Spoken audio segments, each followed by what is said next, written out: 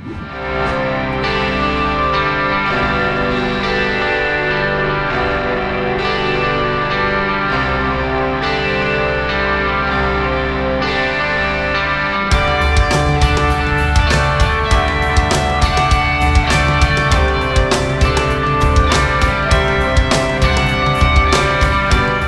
нас се уште во спортските институции не знаат или едноставно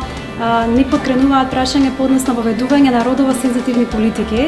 нешто некој термин кој што да кажеме со законот за еднакви можности на жените и мажите се го донесе ова прашање на агенда на централната и локалната власт и често се слуша во политичката или во економската сфера, меѓутоа во спортскиот сектор ова е се уште нешто ново и нешто кон што ние треба да тежнееме и треба да го воведеме.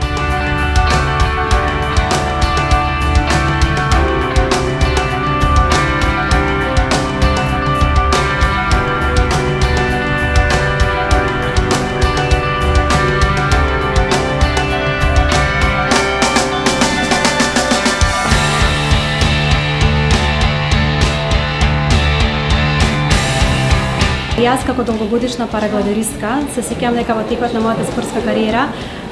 бев многу пати дискриминирана и